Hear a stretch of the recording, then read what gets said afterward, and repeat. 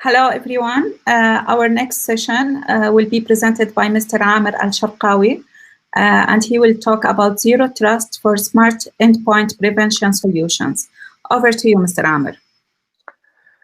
Thank you, Linda, and thank you for all the attendees so far. Okay, and happy nice day for all.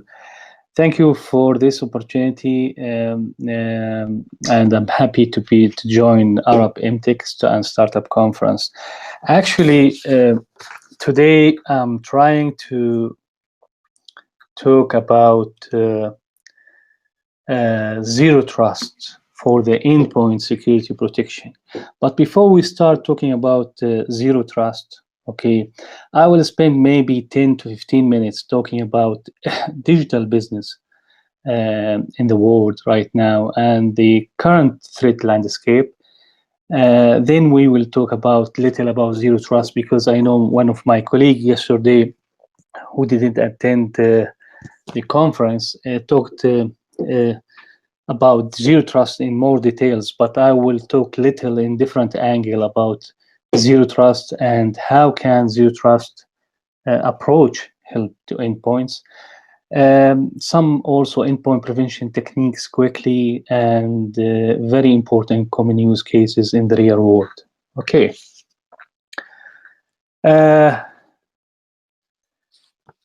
Let me say the following. Everyone is talking about the digital age and digitalization and digital business, but what does that mean? A digital business uses technology to create new value in business models, customer experiences, and the internal capabilities that support its core operations. The growth of digital economy has made people more familiar with the digital products and services, which has driven companies to seek new competitive advantages in the digital space. But digital business has evolved into more than just online selling. Digital business create competitive advantages right now through the unique combination, can we say, of digital and physical resources. Also, digital strategies focus right now on the customer experience. People are often willing to spend more on an exceptional customer experience, making it a key differentiator in the digital economy. For many companies, the driving motivation behind the digital transformation today is the opportunity to gain competitive advantage through improved customer experience. I want to share with you some of the examples about digital business. Uber is very clear example of digital business. Uber takes advantage of the widespread adoption of smartphones and utilize a business model that allows them to maintain relatively low capital assets. Uber strengthening its position as a global business because it is, as its core, a platform that connects people and drivers at a massive scale through the internet, and is creating, let me say, an improving experience to people. Another example of digital business transformation is Netflix. Now, Netflix, if you don't know, originally Netflix used technology to manage an inventory system and mail people DVDs, something like that. So right now they are give customer the option to stream video on demand and so on. Also, Disney is another example of that. In general, we see by this year, okay, some of the statistics they are saying by this year, more than 7 billion people and businesses and at least, let us say, 3 billion devices will be connected to the internet. Forbes said that, I think, in 2018, if I'm not wrong. Okay, but we are now in 2020, so automatically now we have more than 7 billion people and businesses, more than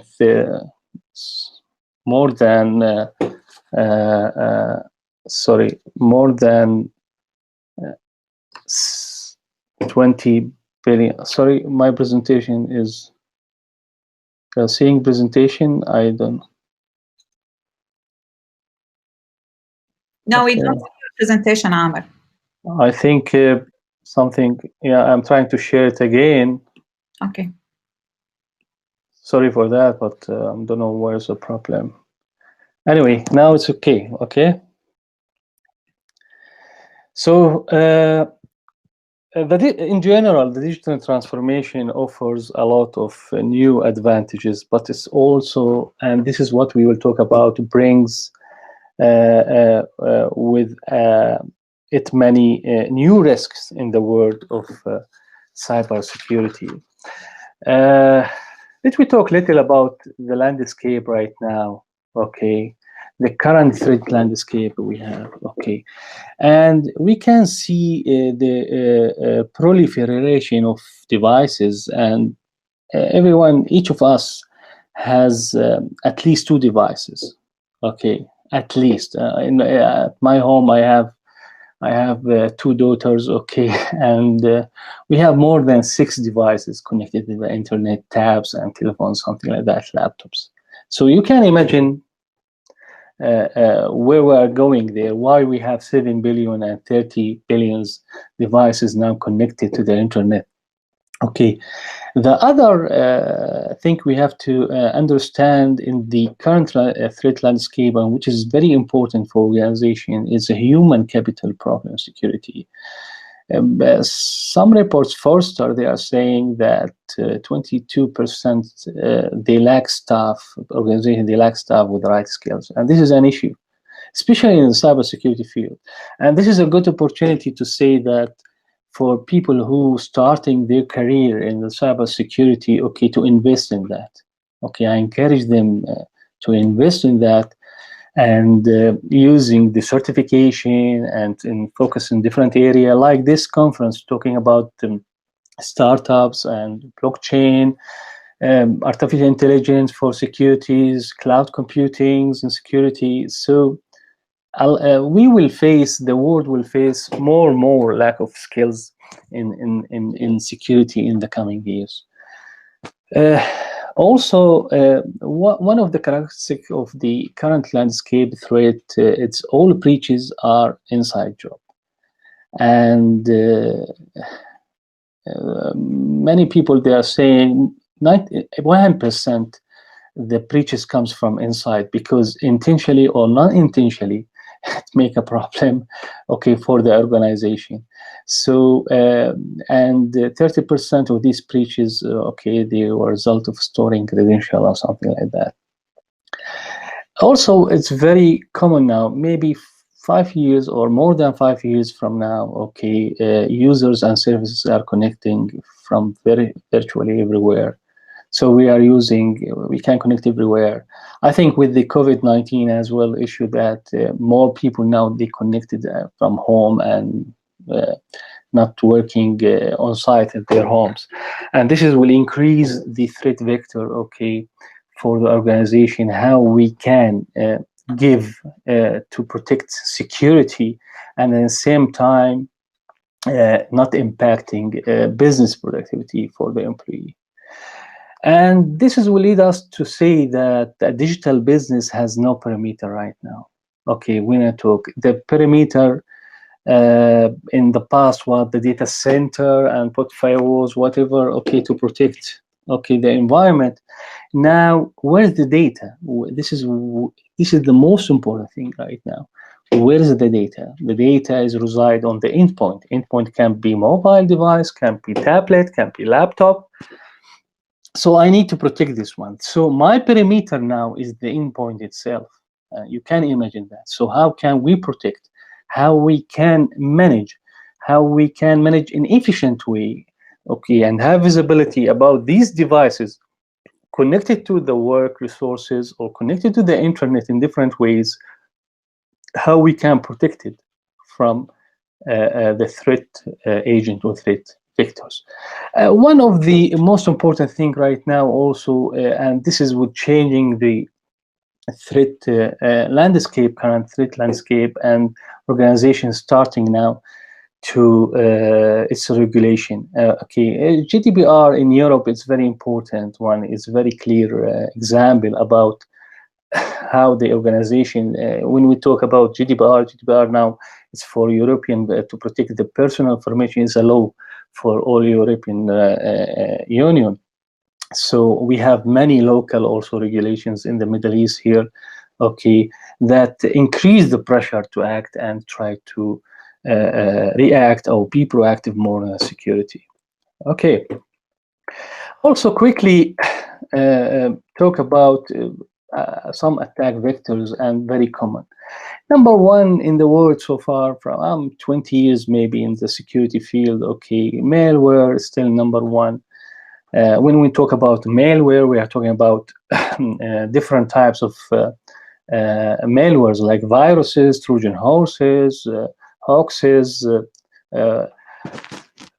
worms, okay, ransomware, spyware, adware, whatever you can call it. Okay, so you can see that more than 800 million malware in 2019, and there are more than happens every 14 seconds. This is by 22 by this year. Okay, so you can imagine how many malwares, okay, targeted or non-targeted, okay, different reasons why they are creating these malwares. Okay, zero-day exploits is very important as well. You know that we are running a lot of applications running in our devices, okay, in our endpoint, and these applications, I think everyone has more than hundreds of applications running in their devices, and the application, it's a big source to attract a lot of attack vectors because they have vulnerabilities all the time. So imagine that some vulnerabilities, there is no fix for that, these vulnerabilities, so it will consider 0 day. 0 day, there is a vulnerability in a software application and no still no fix for that. And who's utilizing, frankly speaking, the 0 day attack, something called APT, which is advanced persistent attacks that targeted, okay, and driven by nations, by countries, okay, trying to attack other countries or something like that, exploiting the 0 day vulnerabilities in the operating system or in the application running. Bad USP, everybody is using USP to move files from hard disk, from laptops from one to one. So everybody is using USB. Okay, so USB, bad USB, it's kind of USBs that they have a software installed. Okay, can run, can do a lot of impact and harm on the endpoint if these softwares or these operating system or these execution files can run in your endpoint. So you need to manage the USBs, okay? And we heard a lot of the last 10 years very famous incidents, okay, in the world, okay, because of bad USB, using the USB in not a good way. Phishing is still one of the the best approach for attacker to attack anyone, okay, by emails and send you email with your link, or spamming email. So a lot of techniques now. These are very famous, okay, and I would say phishing is kind of social engineering attack. So here it's very important, okay, and we know that people are the weakest link in the security chain. And now we are hearing about a lot of security awareness training and campaigns should be implemented in the organization, and this is very important part, because when the owner of the company, or owner of organization, or the senior management of the organization, when they implement a security awareness program, is not they want the end user or the user or the employee to know about security. Okay, they want to control the behavior of the employees and users. Okay, and this is very important, how they are reacting, okay, about untrusted email or phishing emails, or cracking passwords, or how they are using passwords, a lot of things. So social engineering is very important part right now. And I will tell you something, that in the last 10 years, I heard about very critical and very dangerous attacks because of the social engineering attack by from internal and inside. Definitely losing the data and losing our assets like laptop, it will be somebody is stealing, or trying to steal hard disk, USB, or something like that. Also, it is a very important attack vector. I cannot talk about digital business and how many connected in devices, endpoints into the internet or something like that, without talking about the industrial control, or the what we say operational, call it operational technology. And we know that industrial control system, which are the workhorses, that we say, of our physical world. These systems are becoming more now internet connected, and more visualized in many cases, and more remotely accessible by the day. Industrial control system, let me say, are technologies and system. If you don't know what's industrial control system, it is a technologies and system that monitor and control, let me say, the actual operation of physical equipments and plant process automation and production, like electricity, oil and gas, and so on. So within the control system industry, ICS, which and related networks and endpoints, are often referred to as operational technology. So any endpoints, any networks running in the industrial control system, and this is referred to operational technology. And now the operational technology emerged with the information technology, which is the network we know about it, okay, in our offices or something like that. So so traditional industry and critical infrastructure organization in the past had no internet as we know it today, and the perimeter defenses for them in the past was fences, gates, guards, something like that, to protect their network. But now it's connected through the internet gateways, or using TCP/IP protocol, okay, to connect to the normal IT networks we have.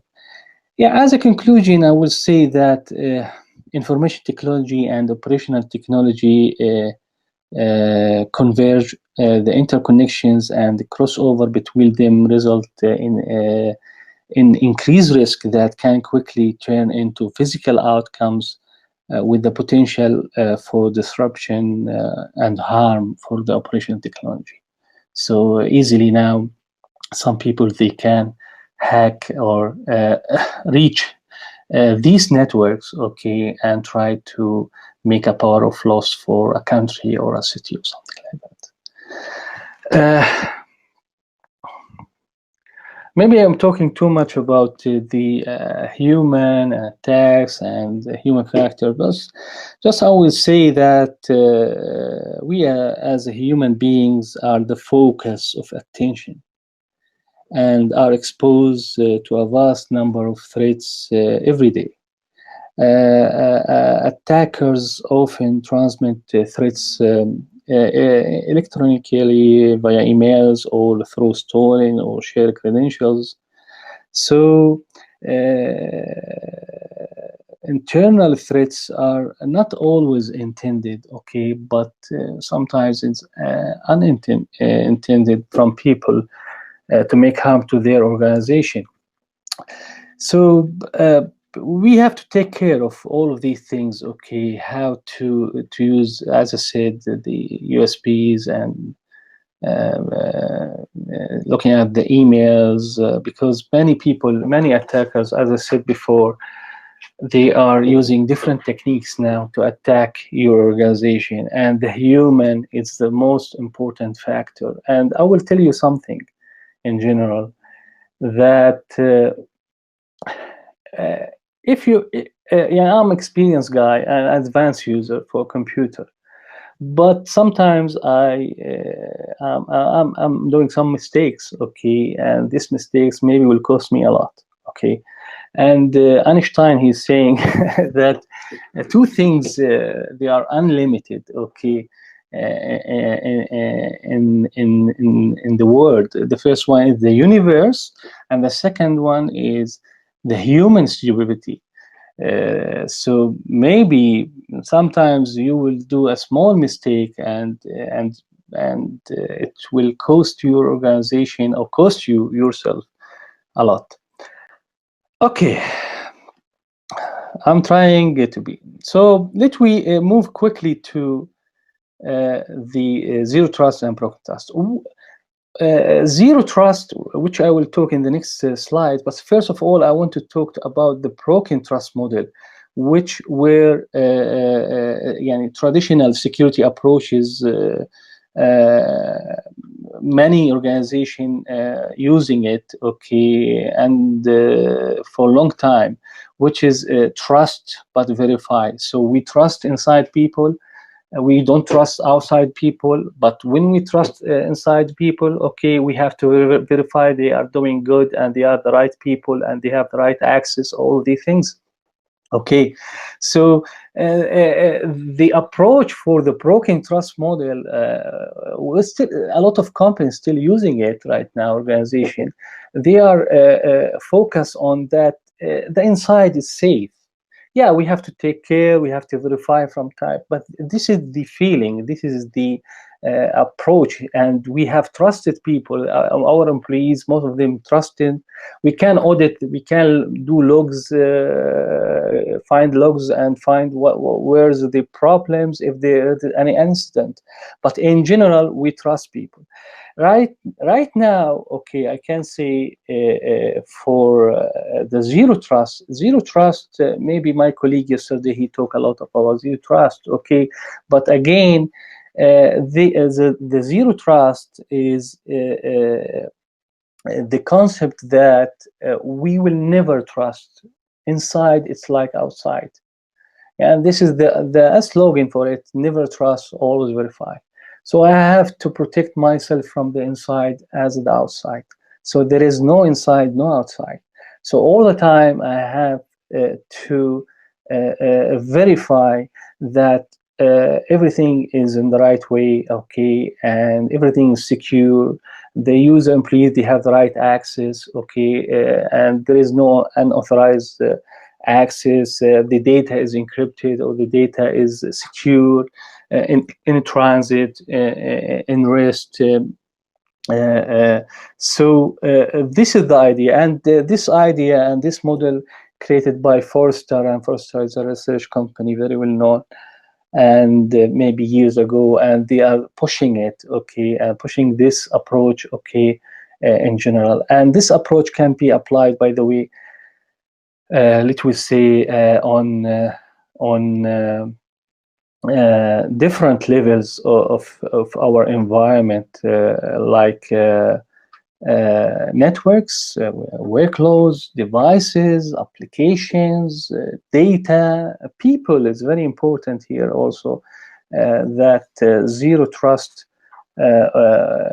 it's very important for people, because the last line of any zero trust strategy is limiting and strictly enforcing the access of users and securing those users as they interact with the business. The same for the data, and the same for applications and devices we are using. I will focus from this point.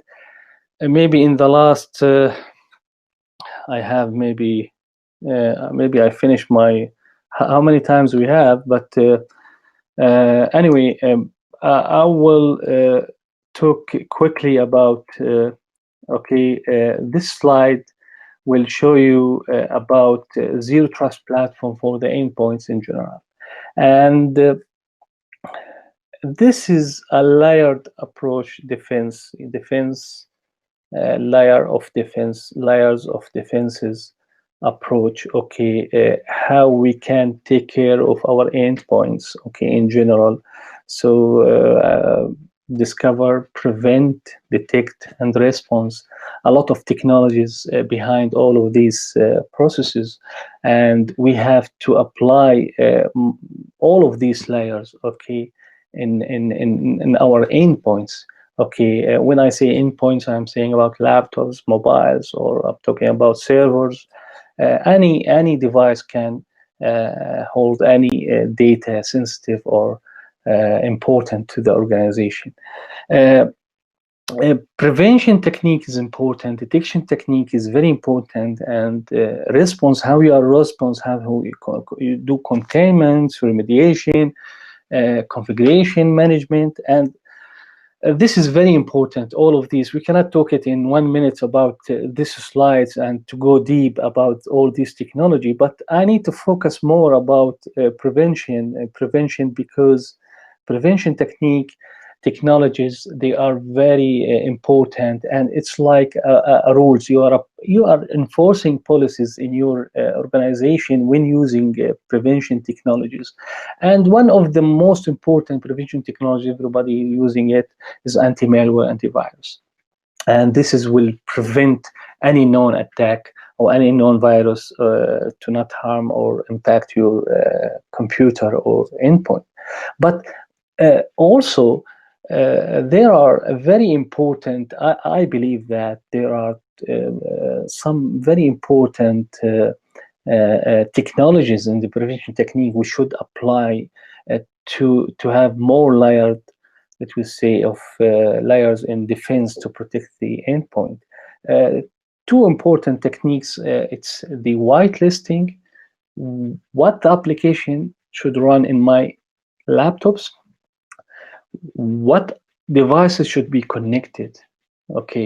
So I cannot run 4 browsers, for example, to serve the internet. So I will put a policy that we will use Google Chrome, and we will protect this application and make sure that this application up to date for fixes. Why I have to use 4 browsers in my internet, my network? So whitelisting will create trust environment inside. Will help you to be proactive more, especially for zero-day attack. Gartner, they are saying the threats comes to any environment 35% from unpatched applications, and 60% misconfiguration for systems. 5% only for zero-day attack. So you cannot be secure 100% for sure. But how to be proactive if you are configuring your system in the right way, and if you are patching your applications, everything up to date, and not running any applications and creating whitelisting of these applications and create this trust environment, nothing can be executed unless trusted by the authorized person, authorized administrator. So in this case, 5% you can manage by proactive activities, and whitelisting in one of the proactive activities actually, to prevent any unknown attacks to come to your environment. If you're applying whitelisting application, for example, and an execution file, you don't know about it, cannot execute in your environment because it's not in the whitelist. Other technology is very important is the encryption. And now most of the regulations, local regulations in different countries, I see that they are enforcing encryption. This is ABC now security.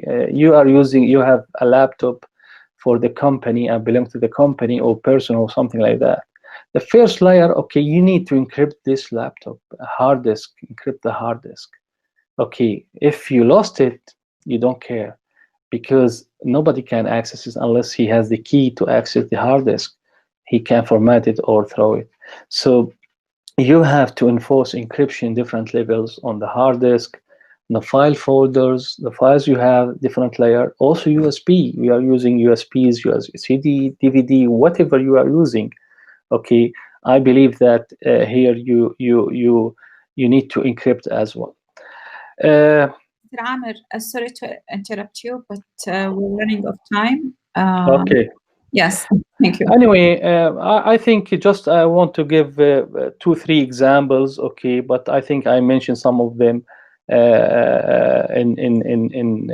during my speech in general about financial, how to protect ATM, the industrial control system, and in the government entity, how ZeroTrust Platform can help this organization in general.